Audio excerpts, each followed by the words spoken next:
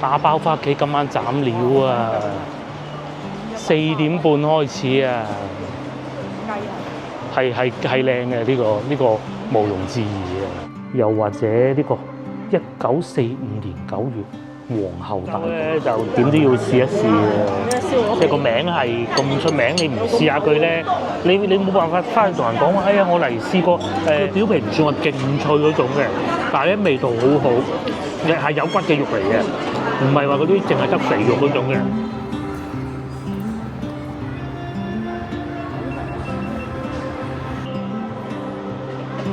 Hello， 各位觀眾大家好，我所在位置咧就係我哋以前係會叫越秀南嘅，咁啊但係咧，因為呢度有一個好大型嘅地標叫做團一大廣場，咁所以咧呢個地鐵站咧依家咧就會叫團一大，久而久之好多人咧都將呢度稱之為團一大，咁啊好多海外嘅觀眾啊喺廣州住咗好多年咧，未必知道呢個地方嘅嚇，咁但係如果講到越秀南咧，就一定記得啦，因為呢度以前有個客運站，喺呢個客運站咧係可以坐巴士去澳門嘅。咁當然而家梗係冇咗啦。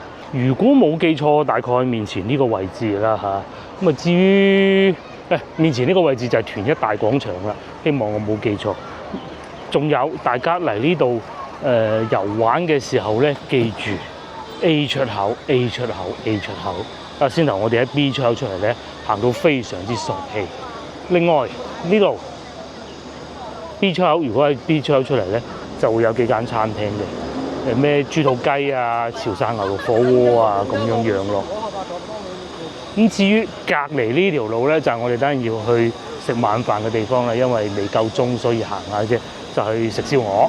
鏡頭正前方呢個方向一路行過去咧，其實係可以去得到北京路，咁當然需要啲時間啦嚇，同埋會經過萬福路。於呢度一個咁大嘅廣場咧，就係以前越秀南客運站。再補充一下，大概咧嗰個位置就係啦，就係越秀南客運站啦。希望我冇記錯嚇。大廣場嘅好處就係到4點零5點鐘咧，就好多小朋友放學，一放學咧就會喺呢度玩㗎啦，全部都係小朋友。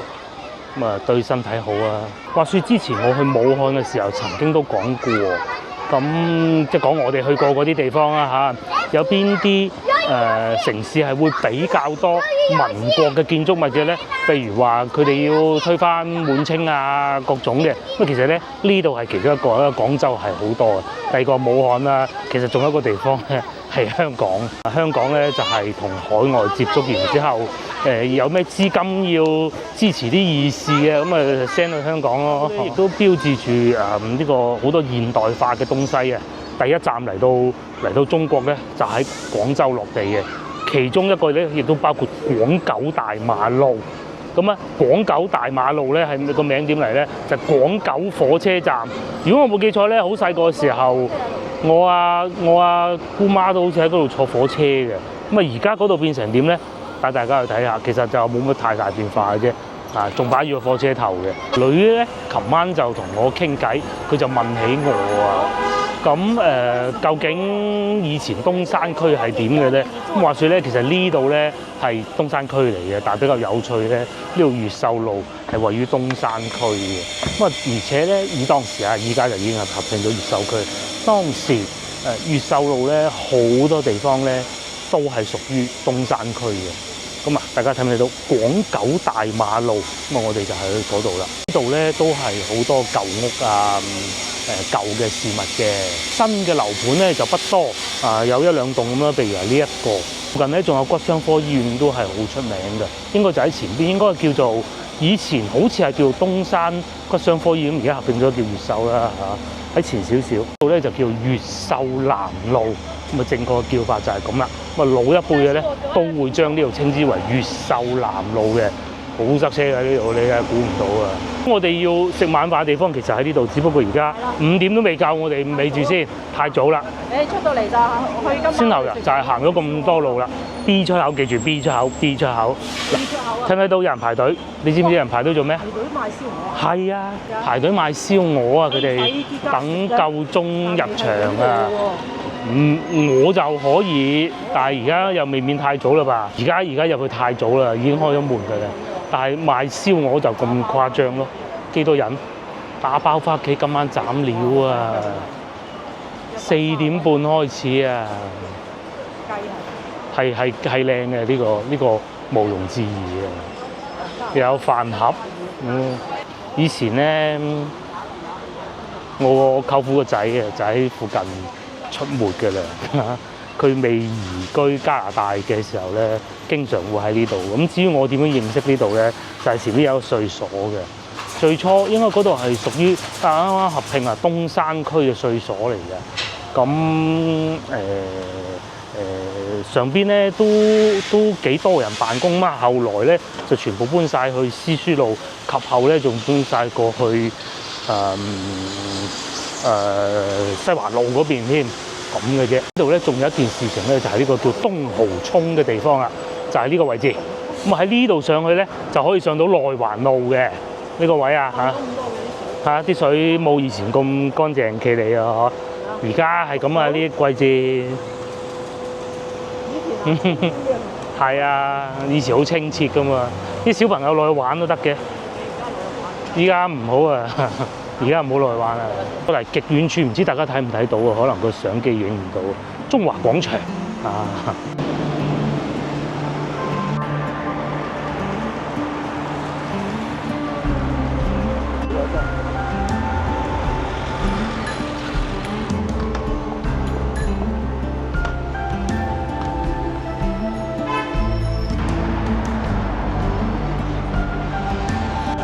我之前查過資料嘅。咁我哋成日都會講啊，同老婆講啊，點解我哋譬如話喺羅湖坐火車落去沙田會咁慢咧？冇道理㗎！而家啲技術好先進咧，其實咧嗰條鐵路咧就係呢條鐵路嚟㗎啦。你可以想像100年喎，100年喎，嗰條鐵路收咗，用到依家喎，即係香港嗰段啊，去到喺羅湖一路落去沙田咁樣用咗100年喎。咁所以咧，其實慢咧係理解到啊，唔似而家嗰啲高鐵咁。如果嗰度係用高鐵嘅，3分鐘行完啦，得唔得啊？我諗都差唔多嘅啫。當時火車站就喺呢度㗎啦，廣九鐵路嘅起點。廣九鐵路好明顯咧，就係廣州到九龍。咁啊，據我所知咧，去到紅磡嗰段嘅啫，而家都唔用紅磡嗰段㗎啦。呢個就係稅所啦，而家整成咁喎，真係刺激啊！呢個樓盤咧，亦都差唔多完工啦吧？之前曾經有一次有觀眾叫我嚟呢度拍攝過嘅，講佢媽媽以前喺呢度工作㗎咯。咁而家變咗一個樓盤，係啊，唔係好長㗎咋呢條路。個火車喺邊咧？咧嗰個位置，嗰個位置。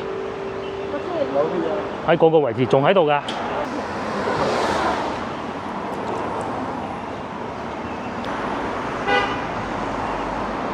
但係你又唔夠膽做。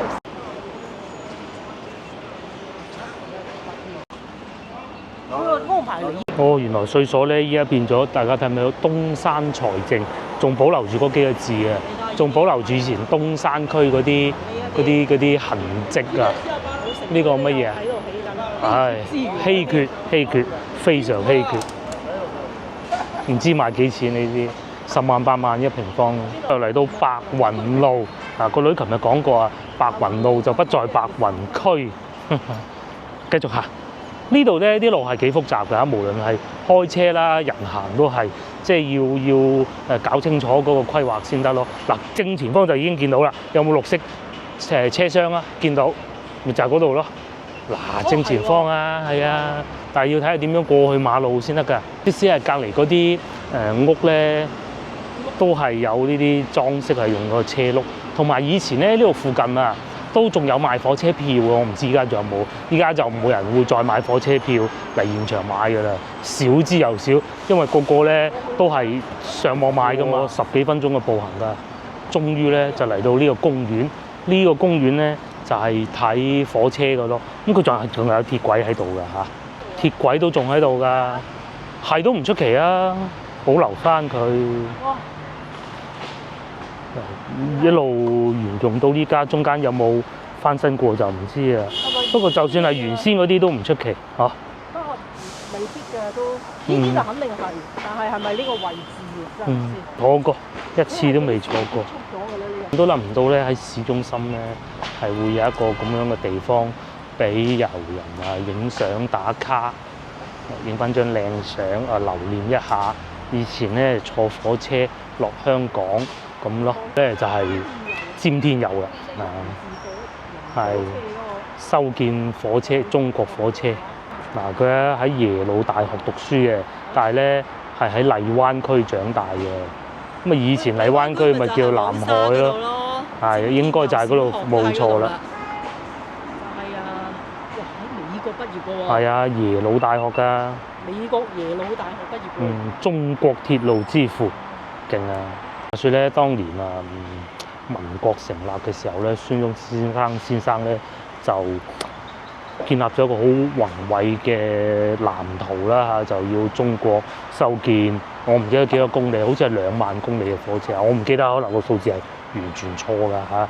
咁啊，當時就因為大家其實冇意識究竟呢一個長度係有幾多㗎。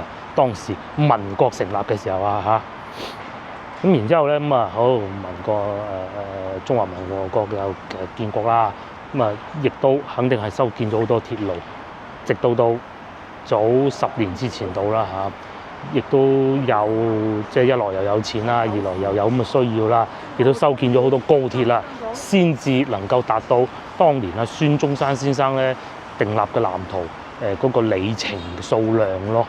咁啊暫且係當住係2萬公里先啦，因為我睇過啲資料咧係講過話，哇原來都當時咧，因為始終可能叫做應該點講咧？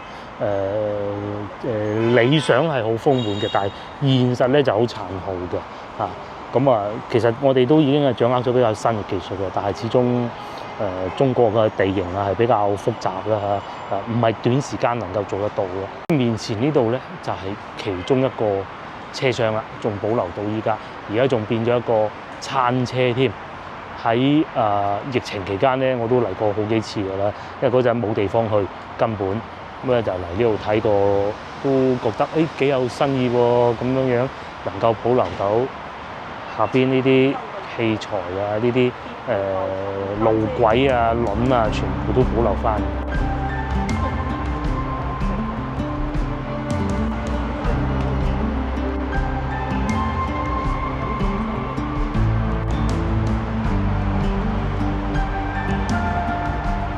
當時嘅車廂就係咁咯。呢邊咧就出租咗用作餐車啦，呢邊咧當時係用鍋爐嘅，保留翻㗎。咁啊呢度咧就其實個格局咧同而家都係咁嘅啫嚇。呢度係乘務員室啦，咁啊呢度咧有得刷牙洗面㗎啦。咁啊當時嘅車廂就係咁啦，搬起咗一啲座位啦。哦，仲有啲舊相添啊！呢個係虎頭牌電池喎嚇，又或者呢個1945年9月皇后大道。哦，1978年啊，羅湖橋啊，就係要咁樣步行去香港嘅，就好似而家喺深圳灣嗰度咁樣啊，步行過去咯。咁然之後上車咯，坐巴士咯。以前孫中山紀念堂，即係中山紀念堂係咁樣嘅，同而家差唔多嘅喎。沙面1949年。哦，佢呢度話咧，好似嚟到荷蘭嘅阿姆斯特丹咁嘅感覺。10年代就係咁樣過羅湖橋啦。我姑媽嗰啲咧，當時翻嚟廣州探親咪就係咁嘅咯。哦，尖沙咀火車站鐘樓，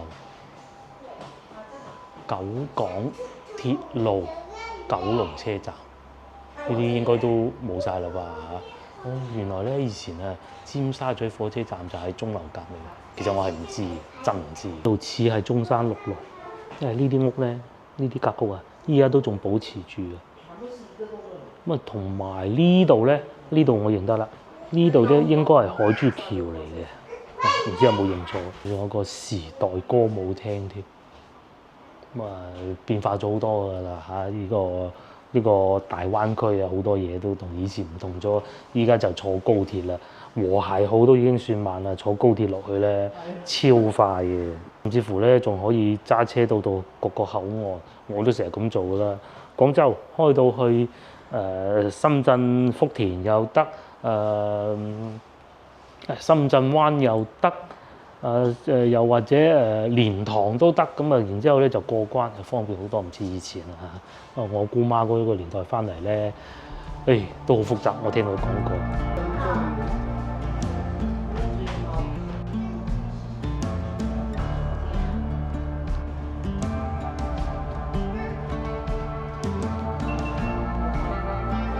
如果有坐過呢條火車就翻嚟呢度參觀下，零費用。咁啊，盡量唔好揀夜晚黑就得㗎，佢會關門嘅。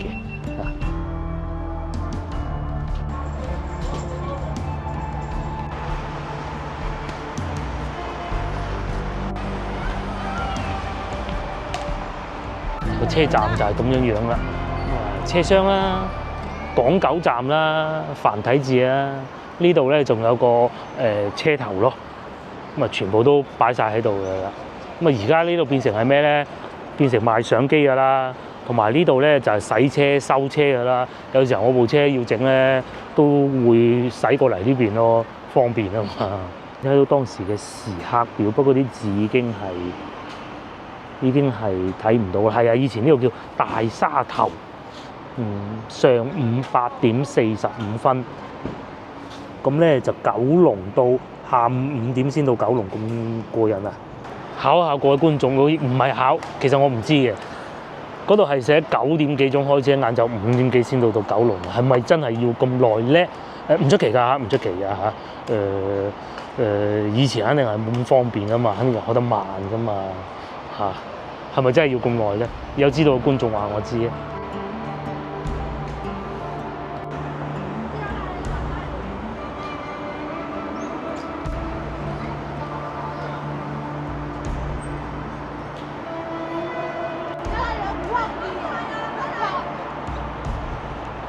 如果我冇記錯咧，曾經有一段時間啊嚇，其實我嗰陣都會咁叫㗎。喺羅湖咧落去沙田咧，我哋會叫坐火車嘅嚇，就唔會啊坐港鐵或者坐地鐵。嗰陣好似未合併啊嘛，係咪？即係九龍半島呢邊同埋香港島嘅鐵路係未合併嘅。如果我有講錯嘅觀眾咧，就糾正我啊嚇。但係確實當時我哋係叫坐火車，即係喺羅湖。出嚟啦，咁坐完和諧號啦，咁去沙田見阿大姑媽啦，咁就叫我哋坐火車去啦，咁嚇。講緊都已經係2000年之後嘅事情。咁我哋咧就去食晚飯啦嚇，而家5點半，時間啱啱好，亦都可以食飽啲啦。你睇完火車頭、火車站之後咧，就跟住原路返回。咁嚟到呢度咧，先頭我哋咪喺邊嗰條路過嚟嘅，你就唔好再轉右啦，直行。咁咧就可以睇到個叫白雲樓嘅東西，就係以前魯迅先生喺度搞革命嘅地方啦。前邊呢度啦，呢一堆黃色牆嘅，咁依家係有人住嘅，叫白雲樓咯。我咪就係想過嚟呢度睇下。係啊，而家翻過去睇咪啱晒咧，非常之啱㗎，成個線路。係咯。嗰啲屋好古色古香，係好似都唔叫古色古香啊，民國風嘅。咁啊，似喺沙面島見到嗰種嘅，係咪？呢度而家修路中，大家要識得行先得啊！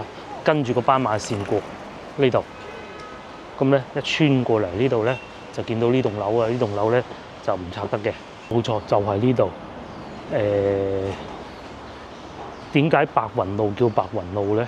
就係咁解啦，因為咧係白雲樓。咁點解白雲區叫白雲區咧？就因為有白雲山嘅啫，係完全兩回事嚟嘅。係啊，就係魯迅就喺。係啊，喺廣州嘅時候。哦，喺廣州。啊，其中一個地方。佢又曾經住過喺嗰個起義路嗰邊嘅，兩個地方都住過。啊，嗱，1927年咁啊。中山大學教書嘅時候就喺呢度住咯。呢度去中山大學都好鬼遠喎。拉車仔去噶嘛，等唔似而家咁塞車啊嘛，又冇咁多電雞噶嘛，局嚟㗎，呢度係郵局嚟㗎，以前做嘅郵箱咯，唔知點解而家冇咗啫嘛，就係咁樣樣㗎啦。手機先影，都係啲民國風嘅建築物咯。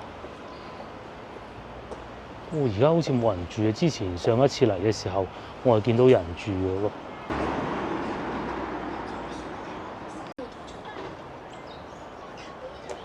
影咗相啊嘛，擺喺群組裏邊俾其他觀眾睇啦。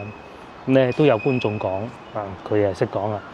以前咧佢落香港嘅時候咧，即係佢年輕嘅時候落香港嘅時候咧，就係坐喺大沙頭，冇錯，呢個係叫大沙頭咯，我哋廣州人。坐火車落香港嘅，咁咧翻嚟嘅時候咧，咁啊已經搬咗啦。搬咗第一站咧，就搬去流花路啊。咁咧其實咧就係而家嘅廣州火車站啦。好似真係冇人住喎。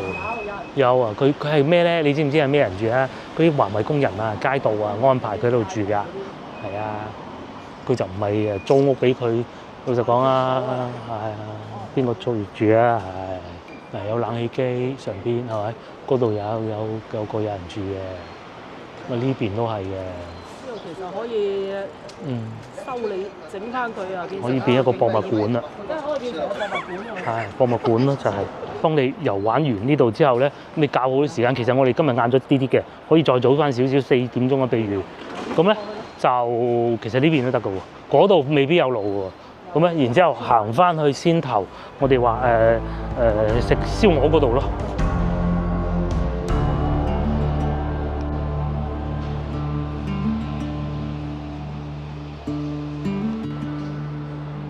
講下呢個萬年燒鵝啊，咁咧喺疫情嘅時候啊，佢幾乎就已經係結業㗎啦。咁啊，非常之幸運地咧，就保留得到落嚟，個老闆堅持住。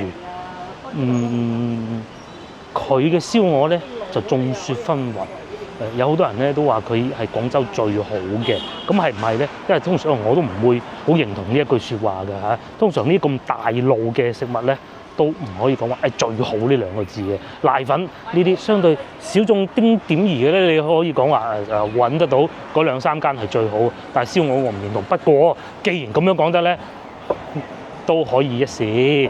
既然咁樣講得話最好嘅，咁你梗係要試下佢嘅價錢，都唔算話勁平，但係係咪有所值咧？我就食過一次，我就覺得係咪有所值嘅。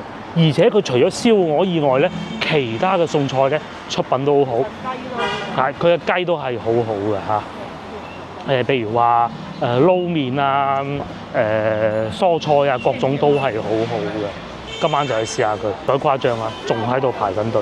究竟佢哋係買咩？梗係買燒鵝㗎啦嚇！只要我哋咧就而家快啲入去攞位啦，2個應該有位嘅。哇！咁多人嘅咧又會，哇！超級火爆啊！已經係滿座，我哋再遲多10分鐘啦，10分鐘就冇位㗎啦。有個撈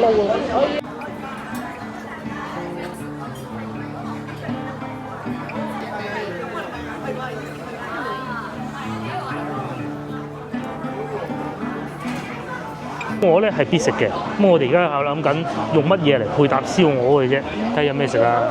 唔要炒牛河，御風塘牛腩72蚊，蒸生蠔啊18蚊隻，半打起做，菊花生腸68。嗱，講清楚先，佢哋呢度咧啲菜品單價咧唔平㗎嚇，48蚊豆豉鯪魚嘅爆秋葵，仲有呢個避風塘牛腩72蚊。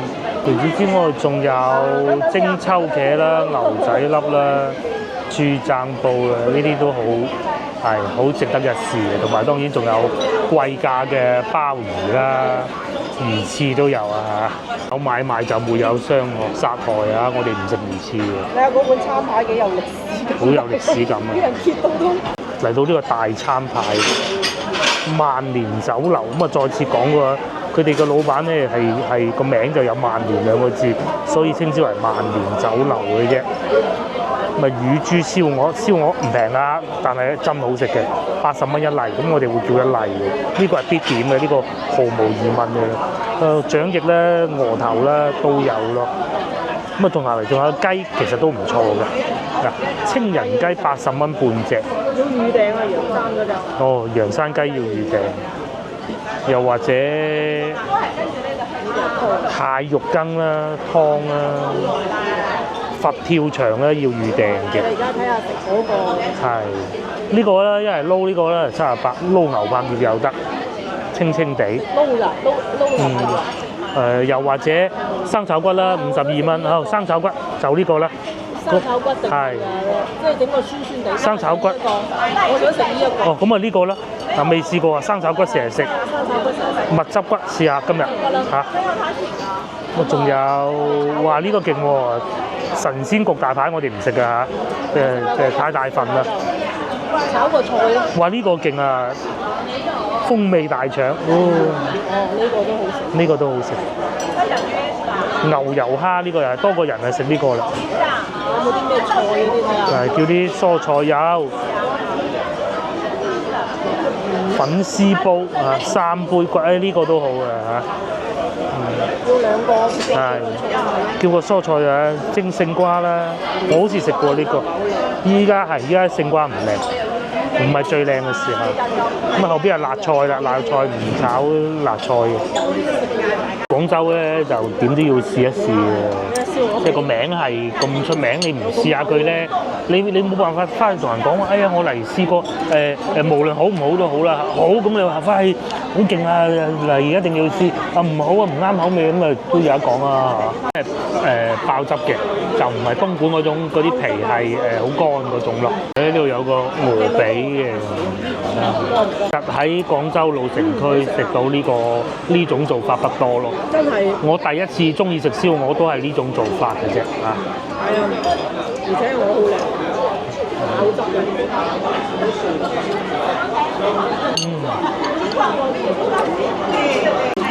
係好邪惡㗎，而家已經冇咁邪惡啦。如果上裝可能仲惡啲啊，係咪？呢個應該係下裝吧嚇？係咪下裝啊？睇唔到。睇唔出啊！上裝。佢咧係而家咬落去咧，係真係有啲汁水滲出嚟嘅。唔使掂呢個其實。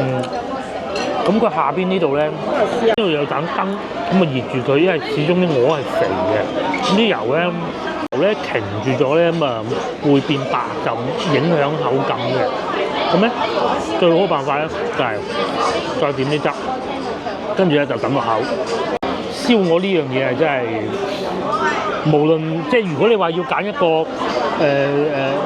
中國嘅菜式係外國人都能夠接受到咧，我覺得燒鵝或者燒鴨啦嚇，係一定係其中一種嘅。如果廣東菜，有啲真係接受唔到，白切雞又話見紅嘅唔得，燒鵝咧應該係老少咸宜嘅，好多人都接受到。就算喺海外住，我最記得加拿大表哥翻到嚟，阿四姑姐就叫佢嗱，你試下呢個啦，呢個一定食得到嘅咁。外國冇鵝啊嘛？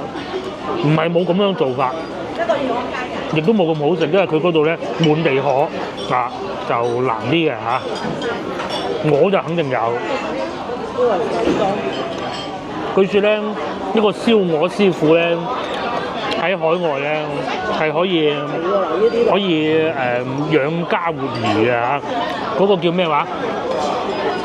芳村嗰個師傅喺美國買咗好多間屋啊，係嘛？淨係靠賣燒鵝，個部位最好嘅。咁啊，試下呢度啦，中間先。呢度就都好大嚿，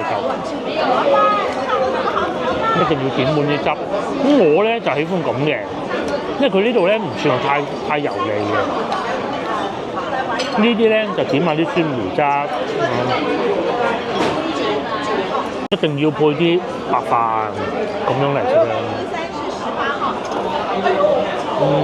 燒鵝一定要配白飯。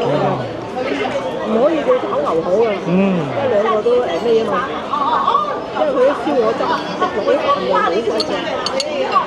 今次已經冇我上次嚟食到咁邪惡嘅，點都要有啲肥先得㗎嘛，係咪？所以你拍我嚟。好食。果然不錯啊，都好有咬口啊，唔係話嗰啲瘦身鵝啊，該肥就肥啊，該瘦就瘦，該係有肉就有肉，中管就瘦。呢度啲鵝肉咧就有咬口，佢嗰個皮啊係化開嘅，一咬落去有啲汁水飆出嚟嘅。就係化開生飯。如果咧食燒鵝食得燥熱，可以試下呢個。呢個係手打魚蛋啊，鯪魚滑係啦，唔係魚蛋。妖你筆先啦，啲菜心幾腍甜。呢個時間食哇，好大條喎！係門口已經叫號啦，而家6:03咯。早啲嚟啊嗱！大家記得早啲嚟，係。好多人預訂大佬，你唔早啲嚟都唔得喺度。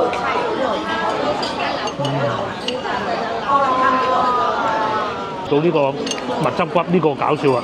阿師傅唔知點解心領神會，同我攞個打包盒裝起佢，咁啊都好嘅，因為等陣都要打包俾個女嘅。可能我啱先講咗句打包俾個女，咁咧所以咧阿部長啊心領神會幫我寫埋打包啩，係啊冇所謂。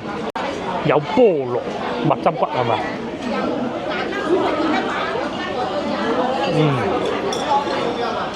佢表皮唔算話勁脆嗰種嘅，但係咧味道好好，係有骨嘅肉嚟嘅，唔係話嗰啲淨係得肥肉嗰種嘅。喺得骨側邊嗰啲肉咧，肥極都有個泡，都係可以接受到。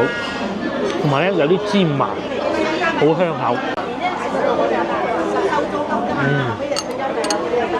見姐姐煲嗰啲咁香口咁脆嘅，但係咧就肯定冇咁熱氣嘅。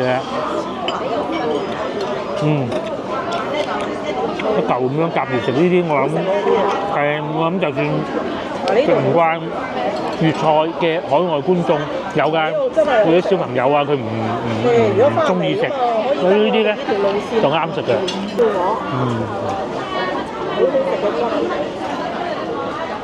好食啊個骨都，尤其有窿邊呢啲。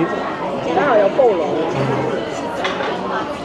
好似食緊燒烤咁啊，但係又冇燒烤咁熱氣咯。然之後咧，不停一碗湯，差唔多攤凍啦就可以飲。有少少胡椒粉佢個湯，佢啲菜好腍甜。中埋單213蚊，呢度係3個人嘅份量嚟嘅。雖然佢單價貴，但係咧都係會俾足嘢食㗎，唔會話偷工減料啊、減配各種嘅咯。呢個仲有個大飯盒添。師傅又知我係啦，飽飽。呢度咧仲係咁多人排隊嘅喎，呢度真係點解會咁嘅咧？大家有機會翻嚟試下，冇位咧都打包份翻去酒店試下都得嘅。萬年酒樓排隊㗎啦，已經要等位㗎啦，都應該要等幾耐嘅。而家呢個時間段，嚟我哋周圍慢慢行下先。其實而家唔係好晏嘅，而家6:45都未夠。咁喺呢度咧，其實係可以去得到北京路。兩個方法，第一個你可以行過去，其實唔麻煩㗎嚇。第二個咧咁就坐翻地鐵咯，地鐵都得啊。因為咧坐地鐵就2個站就可以去到北京路。咁啊行咧，因為地鐵佢係屈遠咗、兜遠咗路㗎。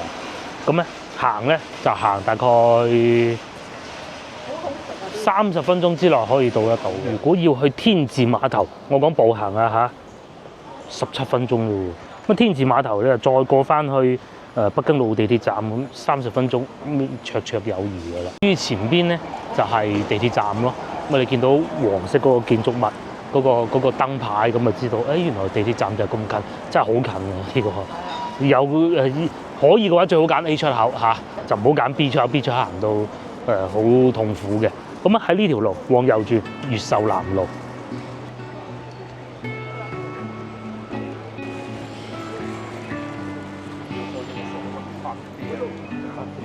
我哋而家咧就會經過一翠路過去德政南路嗰度過去北京路嘅。咁啊，其實幾個辦法都好多㗎啦。不過我強烈建議大家咧，因為我哋食飽要散下步，強烈建議大家坐地鐵啦嚇。比較正。天黑就睇唔到，如果夏天嘅話咧，係會睇清晰啲嘅。A 出口記住 A 出口 A 出口。炒下飯啊！仲係特產店。公交集團手信店。真係喺個巴士上邊買啊，有幾多人會喺巴士上邊買？坐嘅都人嘅都唔多啦。係啊，因為而家真係呢邊咧啲路燈係暗啲嘅，先頭嗰度可能未夠鐘開燈吧。呢個叫站塘路。哦，警察都要喺度充電㗎。係純電車，不過呢個應該淨係俾警察充電嘅咋。街外人唔充得㗎，應該係啊。嗱，幾多嗰啲水馬喺度？近咧都仲有好多隱世嘅餐廳嘅，譬如呢一個咁啊，永盛都係食燒鵝，不過我相信應該冇嗰邊。永隆啊，唔好意思啊，好明顯啦，係咪？即係同先頭對比，即係個火爆程度係有好大啊距離嚇。其實唔係嘅，佢係宵夜嚟嘅。阿南哥咧，我記得佢又帶我嚟過呢度食宵夜嘅。你話好精彩，梗係未至於啊。先頭嗰啲咧就有少少本地街坊好中意食嘅情懷，再加埋咧就有少少網紅店，因為我哋在場咧都見到有好多遊客嘅，睇得出係後生仔嘅，有幾圍嘅。有啲咧就老食客咯，佢話誒呢度食慣啫，咁講啦，佢係真係有口福嘅，食燒鵝，萬年燒鵝食到慣。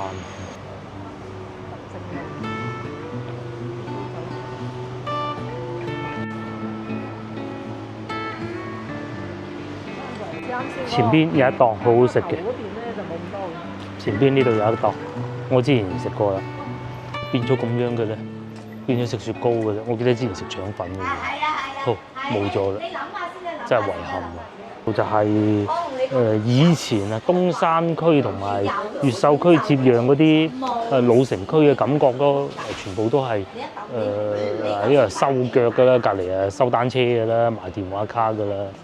同埋呢個係飲湯嘅，但係你話有冇翻到去龍津路啊嗰啲咁火爆咁熱鬧咧？係冇嘅。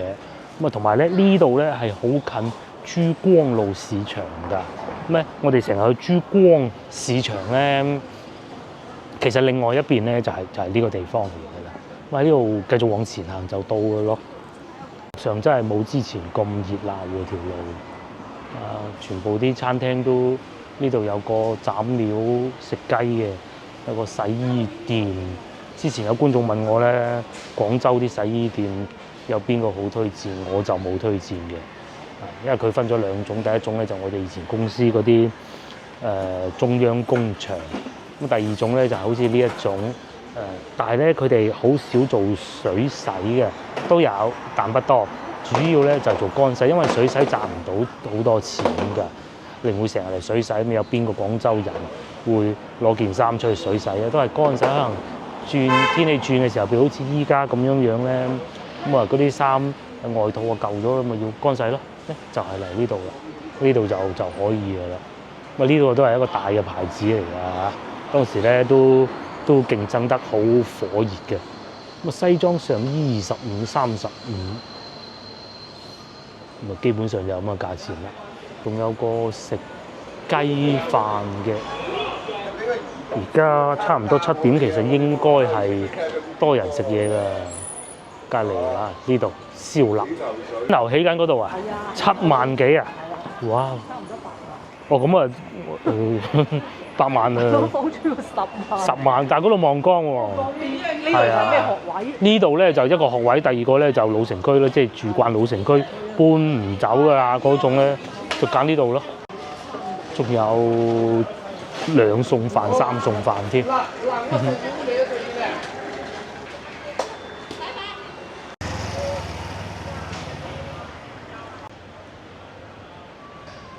咁嚟到呢度咧，接近影片嘅尾聲，嚟同大家構想一下你嘅旅遊線路。先頭嗰度係咪好近地鐵站啊？佢同北京路係同一條線路，東山口、歐莊全部都係同一條線路嚟嘅。6號線、咁咧你可以住喺海珠廣場。咁啊，你去北京路好方便啦，係咪？咁啊，北京路你可以喺海珠廣場再一個站去北京路站，又或者公園前地鐵站，因為佢嗰條線係重疊嘅。特別曾經去過港九，坐過港九係啦，咁啊好啦，夠鐘食飯啦，4點零鐘就算夏天都唔好吃力嘅啫嘛，4點鐘。咁咧你就坐兩個站地鐵就去到先頭我哋嗰個屯一大站，即係越秀南嗰度啊。行過去睇下港九線嗰個火車站先，行完啦就記得唔好去魯迅嗰度。係記得嗰啲時間要預鬆少少啊，千祈唔好唔問，唔好咁遲就去食嗰個燒鵝嚇。今日星期五就會緊張啲嘅，如果星期六日咧，你就最好再擺多啲時間預算落去啦。咁然之後，你又可以如果喺海珠廣場住，你又可以夜晚喺呢度附近行下啦嚇，唔需要擔心話。我而家行緊呢個叫八旗二馬路，又唔需要擔心話會唔會好荒涼啊、冇人啊、條街係唔會嘅，你放心啦嚇。因為樹木夠多啊，所以睇上去好似冇乜人。咁然之後咧，又可以行過去天字碼頭，好近天字碼頭，你前少少就係。咁啊，廣州日夜遊。又有觀眾又話2蚊都得㗎，咁得冇問題嘅，你可以坐2蚊嗰啲，係啊，係可以嘅嚇，冇問題嘅。我哋都坐過啦，2蚊，嘣一聲就過咗去對面嗰種咯，同埋仲有咩推薦啊？去東山口啦，係啊，去東山口啦。你呢條路唔係八旗二馬路，呢條珠江路啊嚇，記錯咗，係珠江路，記錯，行多5分鐘都唔使，就已經去到北京路啊、天字碼頭啊嗰個方向咯。好近好近，你話我食唔到咁多燒鵝啊，怕熱氣，去食個雲吞麵咯。咁啊，又或者咧去超市買啲嘢翻去酒店。咁我哋成日都係咁做㗎，行下超市買啲水果，係買啲水果，買啲水咁咯。成個計劃就出晒嚟啦嚇，係咪好好咧？我哋而家就行去北京路坐地鐵，對粵菜有要求嘅，真係要揾翻呢一種冇錯。一路周圍行下啲騎樓底，睇下啲街坊啊賣嘢咁，幾好啊嚇！買啲水果食啦，好多水果賣，係咪？好平嘅啫，行過見到又想買2個梨，煲湯係咪用嚟？公梨2蚊8。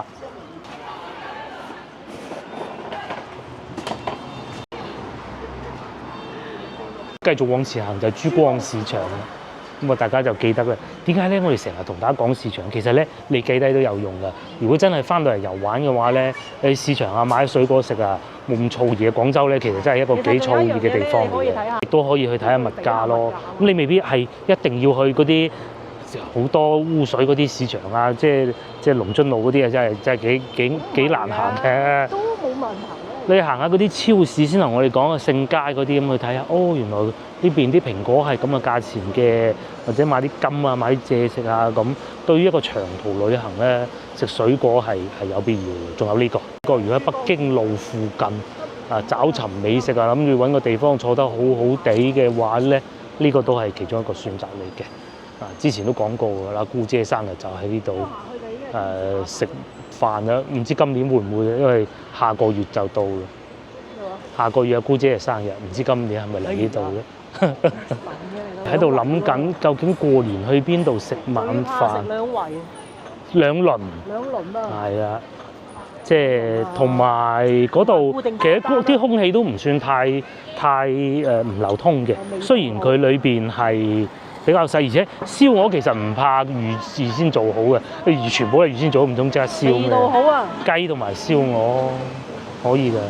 去過一條就係北京路，呢度。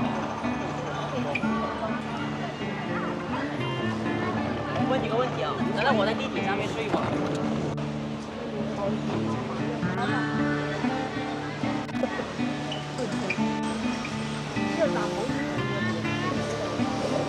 個糖水鋪豆腐花買1送1，不過實在太飽，同埋豆腐花要現食嘅，就最好唔好打包嘅。放冰箱。算啦，好飽啊真係，係幾好食嘅呢個萬年酒家。去北京路跟我哋咁樣。係啦，就唔好揀啲咁網紅嘅餐廳啦。係咪你北京路入邊嗰啲餐廳？大多數都係比較網紅嘅，寧願坐多2個地鐵站。係坐多2個地鐵站咯，或者就去到先頭團一帶嗰度，咁樣行過去萬年酒家。咁同埋佢嗰啲撈麵啊、撈闊麵都係幾好嘅。同埋如果係因為我哋怕熱氣，所以先要嗰個菜心。一定要點飯。哦，係啊，食燒鵝咧最好就配白飯。嗱，你睇隔離隔離嗰家人都係啦。嗰個阿姨都係要白飯。嗰啲辣椒、燒鵝，仲有其他餸我睇咗2個啫。不過佢啲燒鵝咧，即係你話配白飯係啱嘅，但係咧佢又唔算太鹹，佢唔算話好多五香粉嗰種。呢個又係可以即係攞出嚟讚下佢啊嚇！有啲燒鵝好鹹好怕㗎，嗰啲汁咧你完全點咗落去咧係唔想點㗎。係啊，算啊，喺廣州都算係好高嗰。係啊，算真係幾高，即係幾高水準啊嚇！第一梯隊啦，或者叫做係啦。翻嚟老城區咪好多美食可以揾到咯。其實如果遊客咧，除非你識路啊，其實係坐地鐵會好啲嘅，真嘅。咁但係如果你係識路嘅咁咪行咯。坐地鐵睇唔到風景嘅，因為嚟到呢度咧，亦都係之前同大家推介過超記煲仔飯，就喺斜對面。呢度啊，唔好意思啊，喺呢度啊，超記煲仔飯。廣州嗰啲啦，工資係嘛？4500至7000，廚房5000至7500，就係咁嘅價錢啦。我哋都要翻屋企啦，下集見啦，拜拜。攞啲嘢翻去俾個女食，拜拜。